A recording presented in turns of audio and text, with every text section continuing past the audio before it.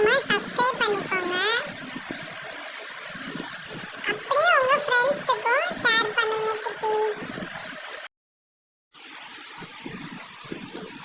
Cities இப்போ நம்ம அடுப்பை ஸ்டார்ட் பண்ணியாச்சு. அதில் மண் பாத்திரத்தை வச்சாச்சு.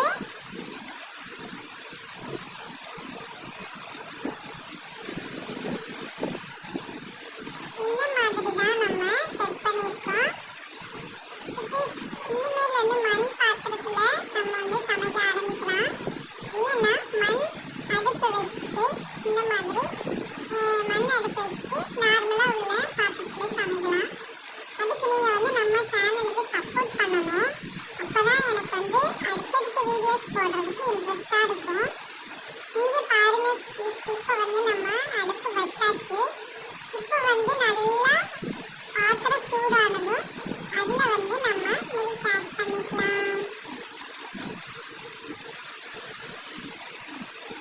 மில்க் தேவையான அளவு தான் ஆட் பண்ணியிருக்கேன். ஏன்னா அது பாத்திரம் எவ்வளோ பத்துதோ அது வரை ஆட் பண்ணியிருக்கேன்.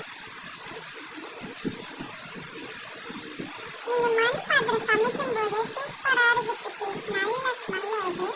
பார்க்கவே ரொம்ப க்யூட்டாகவும் இருந்தது. பாத்திரம் எல்லாமே ரொம்ப க்யூட்டாக இருந்துச்சு.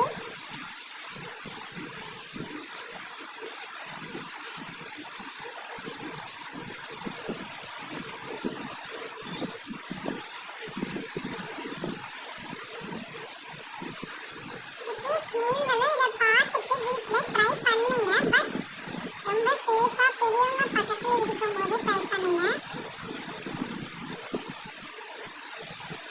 பால் நல்லா சூடாயிட்டு இருக்குன்னு நினைக்கிறேன். ஏன்னா இப்போதான் லைட்டாக அதுலேருந்து சொல்கிற மாதிரி வருது.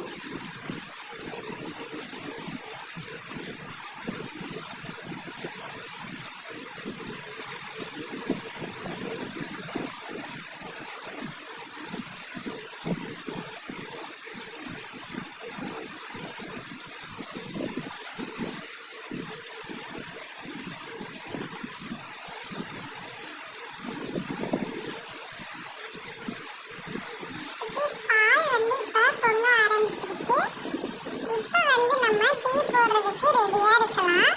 அதுக்கு நம்ம எல்லாமே எடுத்து வச்சுக்கலாம். இப்போ நம்ம டீ தூள் ஆட் பண்ணியாச்சு. சூப்பரா இருக்கு சிட்டீஸ். டீ தூளை ஆட் பண்ணியாச்சு.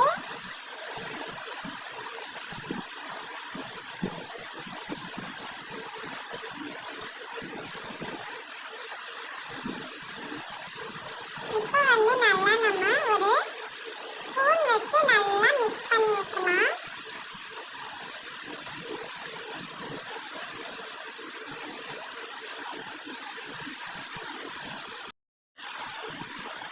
சிட்டீஸ் நல்லா இப்போ பால் கொதிச்சிருச்சு.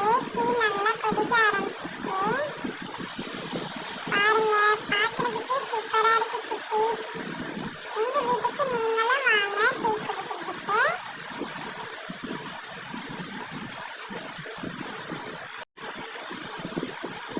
சிட்டீஸ் இப்போ நம்ம டீயை இறக்கி வச்சிடலாம். ஏன்னா நம்ம சுகர் ஆட் பண்ண போறோம்.